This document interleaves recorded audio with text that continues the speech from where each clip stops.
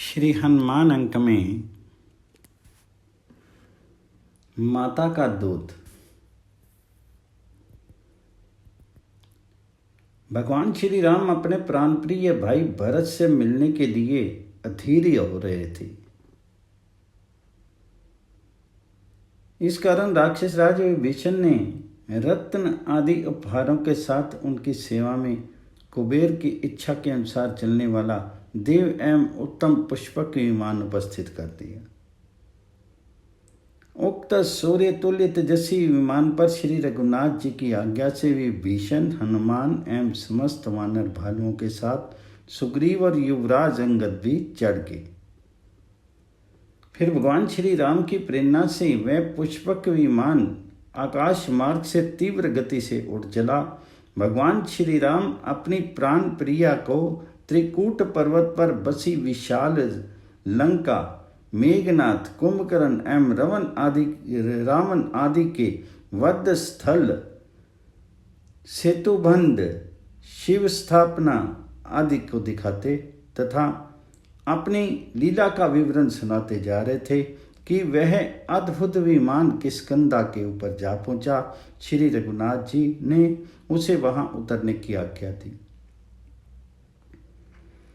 विमान के किष्किंधा में उतरते ही वानर राज सुग्रीव की आज्ञा से उनकी तारा आदि सुंदरी स्त्रियां वैदेही के समीप पहुंच गई। माता सीता की इच्छा के अनुसार सुग्रीव की रानियां भी प्रभु की राज्याभिषेक का उत्सव देखने लगी। उस समय पवन नंदन हाथ जोड़े टकटके लगाए प्रभु के मुखारविंद की ओर ऐसे देख रहे थे और वे कुछ कहना चाहते हैं। भक्तवत्सल प्रभु ने उनकी ओर देखते ही तुरंत पूछा। तब हनुमान ने हाथ जोड़ करके अत्यंत विनय पूर्वक निवेदन किया, प्रभु, माता जी के दर्शन हुए अधिक दिन बीत गए। यदि आज्ञा हो तो मैं उनके चरणों का स्पर्श करूं।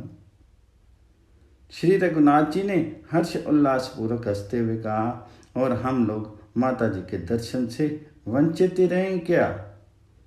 प्रभु की आज्ञा से विमान अयोध्या पथ से हट करके कांचन गिरी के लिए उड़ चला।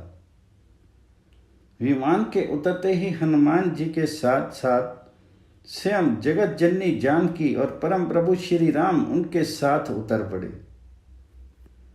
हनुमान जी के साथ निखिल भुवनपति श्री राम एवं जगदात्री सीता के सहित सौमित्र तथा वानर भालुओं का विशाल समुदाय और वानर पत्नियों के साथ विभीषण की पत्नियां हनुमान जी की जननी अंजना के दर्शनार्थ चली। माता का दर्शन होते ही हनुमान जी दौड़ करके अबोध शिशु की भांति उनके चरणों में गिर पड़े। उनका कंठ अवरुद्ध सा हो गया था, नेत्रों से आंसू बह चले। उन्होंने बड़ी कठिनाई से कहा, माँ, माता अंजना को उनका लाल, उनका प्राण खंड कितने दिनों बाद मिला था। वे सजल नेत्रों से हनुमान जी के सिर पर अपना हाथ फेरने लगी। पुत्र को आशीर्वाद तो उनका रोम रोम दे रहा था। उसी समय वहां श्री सीता और लक्ष्मण जी सहित प्रभु भी पहुंच गए।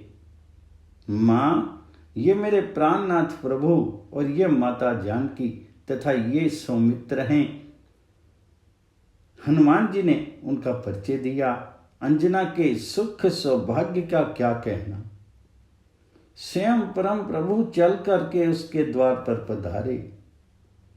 देवी अंजना उनके चरणों में गिरने ही जा रही थी कि श्री रघुनाथ जी ने अपने पिता का नाम लेते हुए उनके चरणों का स्पर्श कर उन्हें प्रेम पूर्वक बिठाया।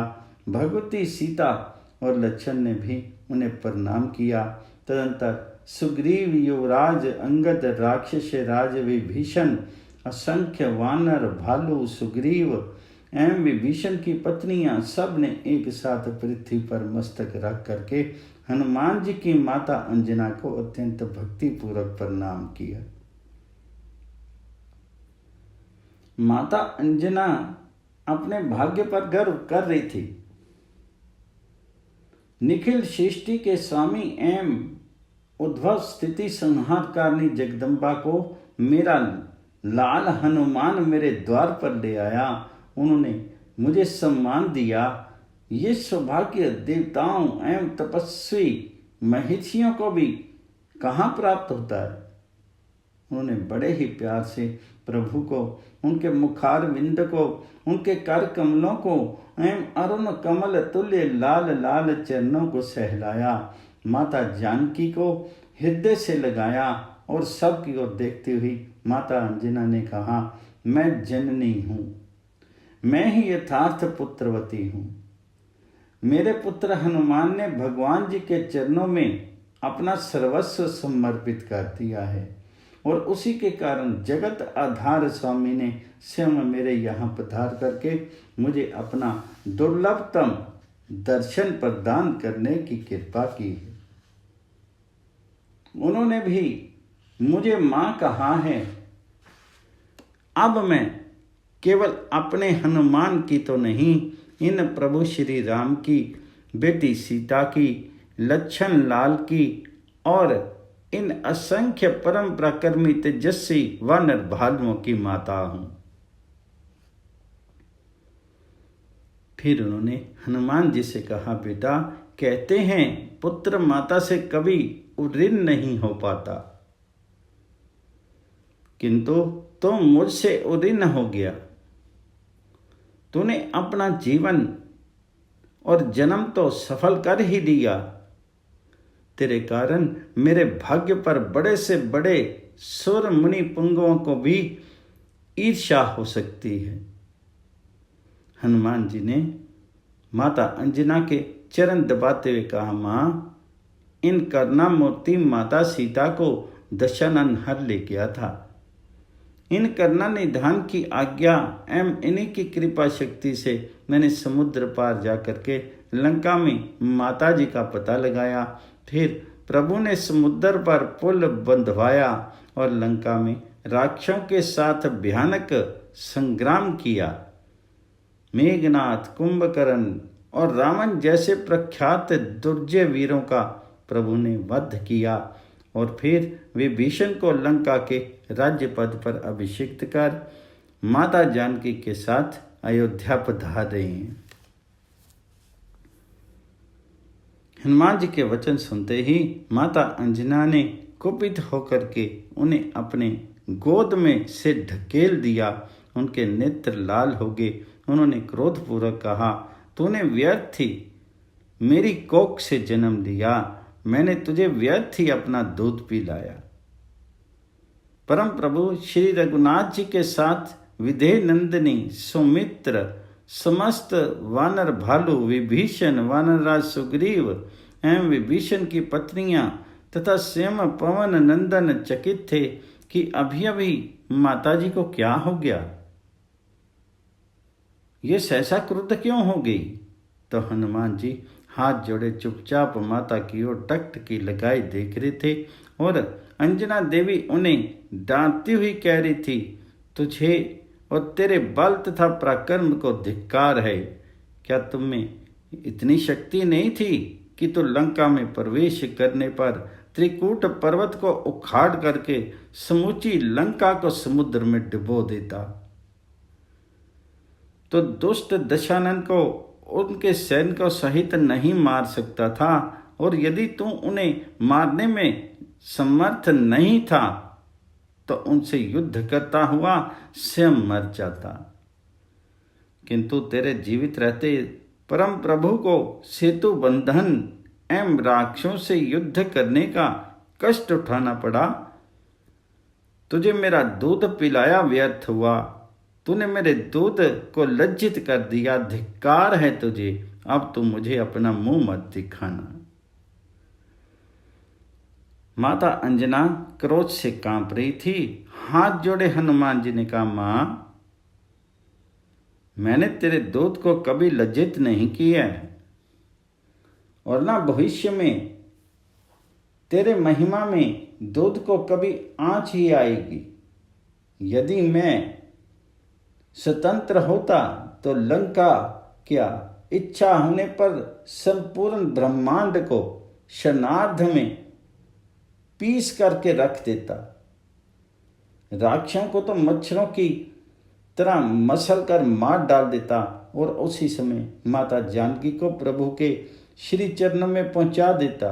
किंतु जगत जननी जानकी का पता लगाने के लिए समुद्र के पार जाते समय मेरे नायक जामवंत जी ने मुझे आदेश दिया था कि तुम केवल माता सीता को देख करके उनका कुशल समाचार लेकर के लौट आना।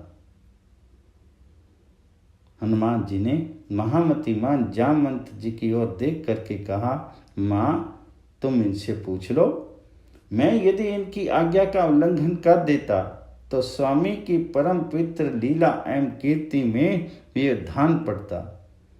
मैं तो अपने प्रभु की सेवा के लिए केवल उनकी आज्ञा का पालन करना ही अपना प्रमुख कर्तव्य मानता हूँ। जामवान ने हाथ जोड़ करके विनय पूर्वक कहा, माता जी हनुमान जी सत्य कह रही हैं। आपके दुग्ध के प्रताप से इनके लिए कुछ भी असंभव नहीं है, किंतु ये मनमानी करते तो प्रभु के यश का विस्तार कैसे हो पाता। श्री रघुनाथ जी ने भी जामवान के वचन का अनुमोदन किया। तब माता अंजना का क्रोध निवारण हुआ।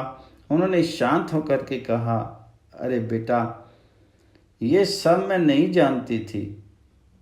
मुझे आश्चर्य हुआ कि मैंने जिस हनुमान को अपना दुग्ध पिला करके पाला है वे इतना कायर कैसे हो गया कि उसके रहते जगत आधार स्वामी को कष्ट उठाना पड़ा।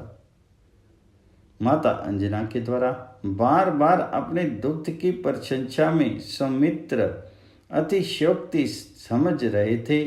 माता अंजना ने उनके मुखारविंद को देख करके अनुमान कर लिया कि लखनलाल को मेरी बातों पर संदेह हो रहा है। उन्होंने कहा, लखनलाल आप समझ रहे हैं कि ये बुढ़िया बार बार अपने दुग्ध का क्या गुणगान कर रही है, पर मेरा दूध असाधारण है, आप स्वयं देख लीजिए। माता अंजना ने अपने दुग्ध की धार समीपस्थ पर्वत शिखर पर छोड़ी। फिर तो जैसे वज्रपात हो गया। भयानक शब्दों के साथ वह पर्वत फट करके दो भागों में विभक्त हो गया। माता अंजना की जय। समस्त वानर भालुओं ने चकित होकर के गर्जना की, माता अंजना की जय। माता अंजना ने कहा, लखनलाल मेरा यही दूध हनुमान ने पिया है, मेरा दूध कभी व्यर्थ नहीं जा सकता। प्रसन्न मन श्री रघुनाथ जी हाथ जोड़ करके माता अंजना से चलने की आज्ञा मांगने लगे। तब उन्होंने कहा, प्रभु आपने दर्शन दे करके मुझे तो सर्वस्व दे दिया है, फिर भी मेरी एक प्रार्थना है कि आप मेरे हनुमान को अपना बना करके इसे सदा अपने चरणों की छत्र छाया में रखिएगा। हनुमान जी ने माता के चरणों पर सिर रखा तो उन्हें आशीर्वाद देते हुए उन्होंने कहा, बेटा तू सदा निष्कपट भाव से अत्यंत श्रद्धा भक्ति परम पूर्वक परम प्रभु श्री राम एवं जगत जननी जानकी की सेवा करते रहना। माता अंजना की जय। प्रभु के साथ सब लोग पुष्पक विमान पर आरूढ़ हुए और विमान तीव्रतम गति से अयोध्या के लिए चल पड़ा। पवन पुत्र हनुमान जी की जय। अंजनानंदन प्रभु श्री हनुमान जी की जय।